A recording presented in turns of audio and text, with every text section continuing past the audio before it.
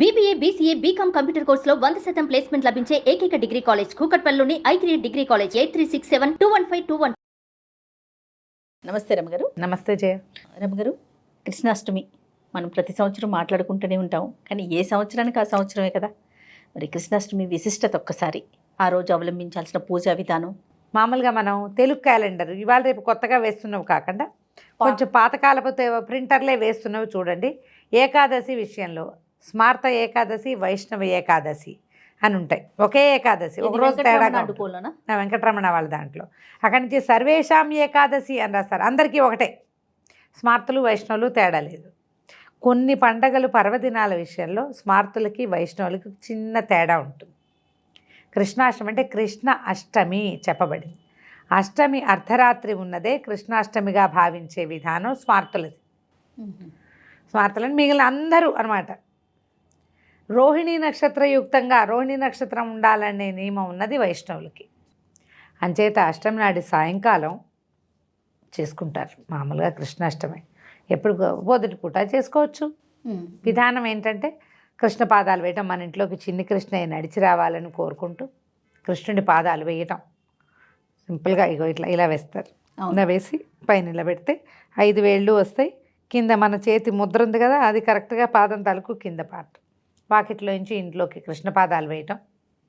తర్వాత కృష్ణుడికి ప్రీతిపాత్రమైనవి బోల్డని రకాల పిండి వంటలు. కృష్ణుడికి ప్రీతిపాత్రం అంటే వెన్న, పాలు, తర్వాత పెరుగు, మీగడ, తర్వాత ఏమో అటుకులు, బెల్లము, సొంటి పొడి కృష్ణుడికి కదా. సొంటి పొడి కృష్ణుడి కోసం కాదు, కృష్ణుడు అమ్మ కోసం. యశోదాదేవి సొంటి పొడి పెడతారు, కాయం పొడి కూడా పెడతారు. సొంటి పొడి, కాయపొడి ఇవి కాకుండా ఇంకా 9 రకాల పిండి వంటలు బోలెడన్ని పెడతాం.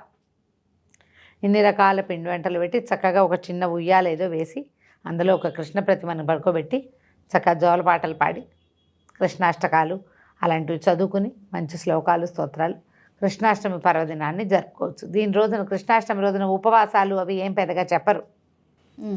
అయితే సాయంకాలం పూజ చేసుకుంటాం కాబట్టి పొద్దున అన్నం తినకుండా ఉండాలి అలా భావిస్తారు. మేము ఈ భావనలు మీ ఇష్టం. కృష్ణుడు బర్త్డే చేసుకోండి. ఆ బర్త్డే మన బర్త్డేలాగా కేక్ కట్టింగ్ అయితే కృష్ణుడు కొయ్యడు కదా, కృష్ణుడు తిండు. ఆ భావంతో మనం చేస్తాం కాబట్టి పూజ చేసుకుంటాం. మనం సాధారణంగా ఇప్పుడు చెప్పుకునే మన జీవితాల్లో వచ్చే కష్టాలు, ఇబ్బందులు వాటిని అధిగమించలేకపోవటము, వీటిని ఎట్లా హ్యాండిల్ చేయాలో తెలియకపోవటము, ఇలాంటివి వచ్చినప్పుడు కృష్ణ గాథని గనక తలుచుకుంటే మనకి దాని నుంచి భగవంతుడి వల్ల స్వాంతన లభించటమే కాదు, ఒక్కసారి కృష్ణ పరమాత్మ ఎలా పుట్టాడు, ఎలా పెరిగాడు, ఎలా అయ్యాడు, ఏం చేశాడు, మనుషుల జీవితాలు ఇలా ఉంటాయని చూపించాడు కృష్ణుడు మనకి. అవును, రాజకుమారుడు కానీ చెరసాల్లో పుట్టాడు. సాక్షాత్తు భగవంతుడు అవతారం అయినా కూడా అవును చెరసాల్లో పుట్టాడు. పుట్టగానే తల్లి ఒడి నుంచి దూరం చేయబడ్డాడు. ఎంత కష్టం కాదు, తల్లి ఒడి నుంచి దూరం అయిపోవటం అప్పుడే పుట్టిన కూనకి ఎంత కష్టమైన సంగతి. ఈ కష్టాన్ని పుట్టుకలోనే అనుభవించాడు భగవంతుడు. ఇక్కడి నుంచి వాళ్ళెవరింటికో చేరాడు. రాజప్రాసాదాల్లో పెరగవలసిన బిడ్డ వెళ్ళి గొడ్లపాకల్లో పశువుల పాకల మధ్యలో ఉన్నాడు. నందుడు కొంచెం సంపద కలిగిన వాడైనా గోసంపద ఉన్నవాడు. వాళ్ళు నాగరికులు కాదు. రాజప్రాసాదాల్లో ఉండే సౌరభ్యాలేమి పిల్లవాడికి దొరకల. అక్కడ అపరిమితమైన ప్రేమ దొరికింది, అది వేరే సంగతి. మనం ప్రధాన విషయం మాట్లాడుకుంటే ఇదే. అక్కడి నుంచి పుట్టినప్పటి నుంచి మొదటి రోజునే ఈయనకి మరణం సిద్ధంగా ఉంది అనే కదా ఇక్కడి నుంచి అక్కడికి షిఫ్ట్ చేశారు. అవును, ఇక్కడి నుంచి అక్కడ వేరే ఇంటికి ఎందుకు తరలి ఇక్కడ మరణపు కోసం అంచున నిలబడి నడుచుకుంటూ వెళ్ళాడు వాళ్ళ ఇంట్లోకి. అక్కడ దినదినగండం. పాలతో అవుతుందా, గాలితో అవుతుందా, మరణం దేంతో వస్తుందో తెలియదు. నిరంతర మరణం. ఓ 10-12 ఏళ్ళు వచ్చేదాకా ఒకళ్ళ దగ్గర పెరిగి మళ్ళీ వాళ్ళ మొహాలు చూడకుండా ఇంకో చోటకి మళ్ళా తల్లిదండ్రుల దగ్గరికి వెళ్ళాడు. అడుగడుగున తన సొంత ప్రాంతాన్ని వదిలిపెట్టి ఇంకో చోటకి వెళ్ళవలసి వచ్చింది. మనం ఏదైనా ఇక్కడ ఇబ్బంది వస్తే ఇంకో చోటకి వెళ్ళండి అని చెప్తే ఎలా వదిలిపెట్టి వెళ్తామంటాం. కృష్ణుడిని తలుచుకోండి, ఎలా వదిలిపెట్టి వెళ్ళి ఉంటాడు, ఎట్లా వదిలేడు. ఆ వదిలినది జ్ఞాపకం చేసుకుంటే భగవంతుడే చూపించాడు మార్గం మనకి. ఎక్కడి ద్వారకమ్మ, ఎక్కడి నుంచి వచ్చాడు, ఎక్కడ మధుర, ఎక్కడ బృందావనం, ఎక్కడుంది ద్వారక? ఎంత దూరం ఉంది? అవును. ఢిల్లీ పక్కన ఉంది మధుర, అక్కడుంది బృందావనం. అక్కడి నుంచి మొదలుపెట్టి గుజరాత్లో సముద్ర తీరం లోపల ఉన్నటువంటి ద్వారకకి తరలి వెళ్ళిపోయాడు కుటుంబంతో సహా. కష్టం కాదా? ఇక్కడ కూడా బృందావనంలో ముందు రేపల నుంచి బృందావనానికి షిఫ్ట్ అయ్యారు, బృందావనం నుంచి ఇక్కడికి షిఫ్ట్ అయ్యారు. ప్లేసులు మారుతూనే ఉన్నాడు. జీవితం కోసం ఎక్కడికైనా వెళ్ళొచ్చని చెప్పాడు కృష్ణుడు ముందే. అయితే ఒంటరిగా పారిపో అని చెప్పాల, సకుటుంబ సపరివార సమేతంగా వెళ్ళమన్నాడు. ఇప్పుడంతా సపరివారం లేకపోతే సంతానం మనవాళ్ళనే, ఉన్నవాళ్ళతోటి వెళ్ళు. అక్కడి నుంచి వివాహం చేసుకున్నాడు. ఎన్నో వివాహాలు, ఎప్పుడూ యుద్ధాలు, నిరంతరము యుద్ధం ఎవరో ఒకళ్ళతోటి. ఎవరితోటైనా చాలా బాగుంది అంటే వాళ్ళు ఇంకోళ్ళతోటి చెడుతూ ఉంటుంది. చివరికి ఆయన ప్రమేయం లేకుండానే ఆయన యుద్ధంలో ఒక భాగం అయ్యాడు. నీ వల్లేనన్నారు చాలా చోట్ల. చివరికి ఎవ్వరికీ కనపడకుండా వెళ్ళిపోయాడు. కృష్ణగాథను తలుచుకుంటే మనకేమనిపిస్తుంది? ఎంతసేపు ఒక ఆనందం ఉప్పొంగుతుంది. లోపలికి వెళ్ళం మనం.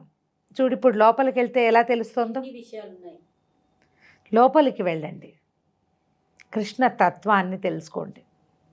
పదే చెప్తాడు అందులో భగవద్గీతలో, ఎప్పుడూ కర్మల మీదే నీకు అధికారం ఉంది, ఫలితాల మీద అధికారం లేదు. చెయ్యి, నీ పని నువ్వు చేసుకో. అలాగే ఆయన ఆ పని తను చేసిందే చెప్పాడు, ఆయన అలాగే చేశాడు. పుట్టిన దగ్గర నుంచి చివరికి వెళ్ళిపోయే వరకు ప్లేసులు మారాడు. మనం కూడా అంతే, ఎన్నో ఎదుర్కొన్నాడు, ఎన్ని మాటలో పడ్డాడు, అయినా నవ్వుతూ చిదానందమూర్తిగానే ఉన్నాడు. ఆ సమయంలో కూడా అప్పుడు కూడా ప్రజలను ఎవరో ఒకరిని రక్షిస్తూనే వచ్చాడు. తన పని మానలా. మనిషిగా ఉన్నవాడు ఏం చేయాలో కృష్ణావతారంలోనే మనకు తెలుస్తుంది. తర్వాత మనకి బహుదగ్గర అయిపోయే భగవద్గీతను కూడా కృష్ణావతారంలోనే ఇచ్చాడు. ఇంకా ఏ అవతారంలోనూ బోధించలా భగవంతుడు. దశావతారాల్లో ముందు ఏ అవతారంలోనూ బోధ లేదు. రామావతారంలో కూడా తన జీవితం, తన నడక తను నడిచాడు. రామాయణం రాముని నడకంతా నడుచుకుంటూ వెళ్ళిపోయాడు ఆయన. అది మనం చూసాం, మనకెక్కడా బోధించల. ఆ బోధని ఈ కృష్ణావతారంలో చేశాడు. మనుషులంటే అపరిమితమైన ప్రీతి. ప్రపంచాన్ని ప్రేమించాలి, ప్రపంచాన్ని, మనుషుల్ని ప్రేమించడం ఎలా అనేది కృష్ణుడిని చూసి తెలుసుకోవాలి మనం. మీరంటే నాకు ఇష్టం, అందుకే నీకు ఇది చెప్తున్నా, ఇట్లా చెయ్యి నువ్వు, ఈ నడక నడిచి నువ్వు నాకు దగ్గర వాడివైపో అని క్లియర్గా చెప్పాడు భగవద్గీతలో. కృష్ణతత్వాన్ని జ్ఞాపకం చేసుకుని కేవలం ప్రసాదాలు సొంటిపొళ్ళ దగ్గర ఆగిపోకుండా కృష్ణ బోధని తలుచుకుని తరచి ఆలోచించి తెలుసుకోవటం. అప్పుడు కృష్ణాష్టమి పర్వదినాన్ని చక్కగా జరుపుకోండి. ఇవన్నీ పెట్టినా కృష్ణాష్టమి అవుతుంది. ఏమీ లేదు, కాసిన పాలు బెల్లం వేసి నివేదన చేయొచ్చు. కృష్ణుడికి సంబంధించింది ఏదైనా చదువుకోవచ్చు. బర్త్డే కదా, హ్యాపీ బర్త్డే చెప్పండి కృష్ణుడికి. ఆ హ్యాపీ బర్త్డే చెప్తే మన భాష కదా అది. ఆయన భాష ఏమిటి? సంస్కృతం. ఓ తెలుగు పద్యము, ఓ తెలుగు సంస్కృత శ్లోకము చదివి చక్కగా ఆయనకి హారతిచ్చి, ఏది పళ్ళు పాలు నివేదన చేయటం, హారతిచ్చి దండం పెట్టుకోండి. ఈ పర్వదినాన బర్త్డే కదా కృష్ణుడిది. ఎవరిని తిట్టద్దు, పోట్లాడద్దు, తగదా పడద్దు. ఓకే. హక్కుల కోసం పోరాటం కూడా చేయపోకండి. రేపు పోరాడచ్చు. ఈ ఒక్కరోజు ప్రశాంతంగా ఇవాళ కృష్ణాష్టమి, కృష్ణ జన్మాష్టమి, ఆయన ఈరోజు పుట్టాడు అని ఒక ప్రశాంతమైన మనసుతోటి ఉంటే పర్వదినాన్ని మనం చక్కగా ప్రభావవంతంగా జరుపుకున్నట్టే అవుతుంది. మీరు చేసుకోగలిగిన ముందే చెప్పే పాలు, పెరుగు, వెన్న, మీగడ, అలా అటుకులు బెల్లం కూడా నివేదన పెట్టచ్చు. మన శక్తి అనుసారం ఏది చేయగలిగితే అది. సాయంకాలం వేళ చేస్తే విశేషం అని చెప్తారు. పొద్దుటిపూట కూడా లక్షణంగా చేసుకోవచ్చు. నేను చెప్పిన మిగిలిన ఉన్నాయి కదా. మనం పండగ అనగానే మనం ఏం చేయాలి? ముందు పొద్దున్న తలంటి పోసుకోవాలి. పోట్లాడకుండా, గొడవ పడకుండా, కొట్లాడకుండా, తిట్టుకోకుండా చక్కగా ప్రశాంతంగా కృష్ణాష్టమిని జరుపుకోండి. తప్పకుండా. నమస్తే. నమస్తే.